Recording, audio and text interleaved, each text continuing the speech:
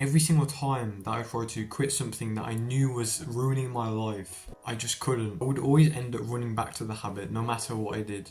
Sometimes I would last for a few days, sometimes I would last for a week, and then the progress goes back to zero and then I feel like garbage, and it happens over and over again. It's kind of like that movie Groundhog Day, when no matter what you do, the same things just keep on repeating. And no matter how many books I read, how many podcasts I watched, I just couldn't quit the habit. And what I've found is every other self-improvement YouTuber just says to stop the habit. It's kind of like if someone just said to you, if you're poor, just get money.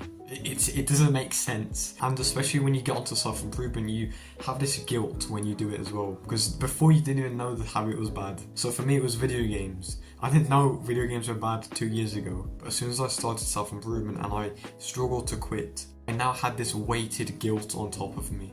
And that is the worst feeling in the world, when you can't quit something, but you really want to. But over the past 7 months, I've developed a system that I've used to basically quit any addiction permanently. No matter how strong it is, no matter how hard it was for me to quit it before, I can just do it instantly now. So this video is going to be split into 2 parts. And I recommend you watch both of them, because the first part is going to be why this actually happens. So if it ever happens to you again, you know exactly why it's happening. And the second part is going to be how you can actually overcome this and just quit it instantly, basically.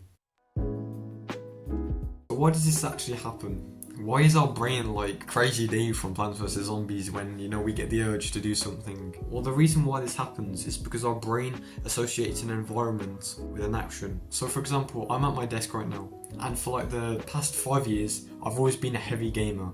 I was playing video games for 12 hours a day, and 2 years ago I decided to go on self-improvement instead. And obviously the 3 years that I've spent playing video games on this computer, in this environment, is still going to be ingrained in my brain. So the environment that it's attaching itself to could be your bed, it could be your chair, it could be the toilet, whatever it is.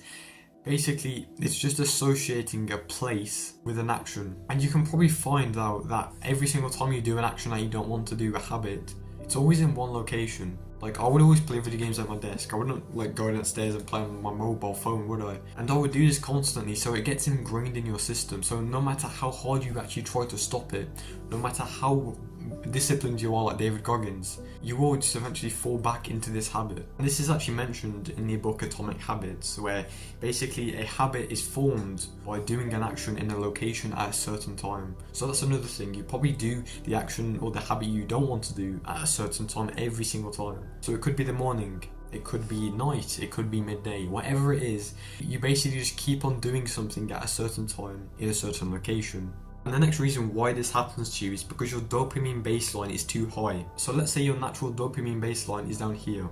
And what you normally operate at is up here. So when you're doing a habit, you are constantly putting your dopamine baseline up, and eventually it gets so high that it's so hard to bring it back down. That's why the urge to do things in your life is just so tough. Like it just fills your brain and you don't have any control over yourself. And this is also why addictions get worse over time, because you are constantly doing it and you're constantly putting up your dopamine baseline up. So the goal at the end of the day is just to lower our dopamine baseline. That's all you really need to do to quit a habit. And this is why so many self-improvement YouTubers talk about a dopamine detox, because I guarantee you watching this video have not tried it. For like the first year on my self-improvement journey, I never wanted to try a dopamine detox. I wouldn't be able to survive 1 week without my phone, bro. And that's probably the same without you, because your dopamine baseline is too high. So what you need to do, instead of like going cold turkey on a dopamine detox, you need to slowly reduce the things you're doing to eventually lower your dopamine baseline, so the urge becomes less intense, basically.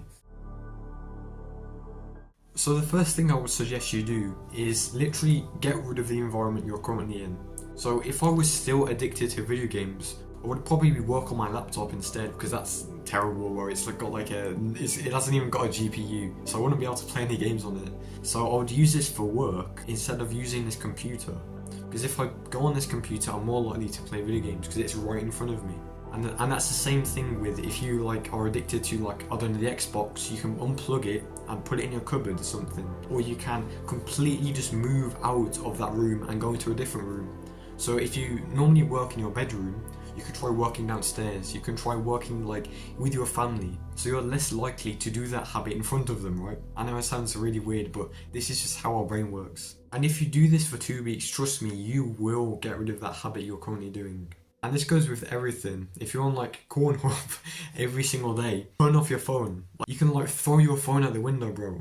I'm joking. Don't throw your phone out the window, but just like change your environment. If you like normally do it in the morning or you do it at night, just change your environment for like a little while, like 2 weeks. So the next way you can basically kill your habit or kill your addiction is by going on a dopamine detox, but not the usual dopamine detox. Because every single person going on a dopamine detox fails. Do you want to know why? You're not meant to go cold turkey on a dopamine detox. Because your dopamine baseline is basically just too high to cut everything out at once. That's probably why if you just like said, right, I'm going on no-fap now for my entire life, I'm not doing it anymore, and then you just do it the next morning, right? Yeah, it's because you're going cold turkey. The way I like to think of it is like the opposite of progressive overload. So it's like progressive deloading. So for example, you may be like playing video games for 6 hours a day, every single day. Well, this week, you can cut it down to 5 hours. And then the next week, you can cut it down to 4 hours, and then 3, and then 2. And eventually, this will be so much easier to maintain. Because instead of this like sharp drop in a dopamine, you are going at like a kind of steady downwards rate. And your brain gets used to this new dopamine baseline. So what I've done is I've attached in a document that you can use. It's kind of like my old video that I made. But it's kind of like the dopamine detox with progressive deloading that you can just fill out. It's really easy. I know you're lazy, so you weren't going to make this anyway, were you? But that's exactly why I made it. Because I want you to quit these addictions because they're really holding you back, bro. It's the dopamine detox deloading spreadsheet. That's a mouthful to say. And by the way, and this is important though, you do not want to cut out all of your dopamine. Like for example, when I went on my dopamine detox, I would spend like 30 minutes on my phone. And that's like reasonable, right? If you just went cold turkey, you would be so bored. So don't cut it all out. Just do like 30 minutes of being on your phone. Okay? So I hope you actually enjoyed this video. Remember to get that document, or I'm going to elbow you, and if I'm going to elbow you anyway, so it doesn't really matter. But so goodbye, have a nice day. Make sure you actually get that document, or throw you out your own window, mate. So goodbye, have a nice day. You're going to get elbowed in the face now. Goodbye.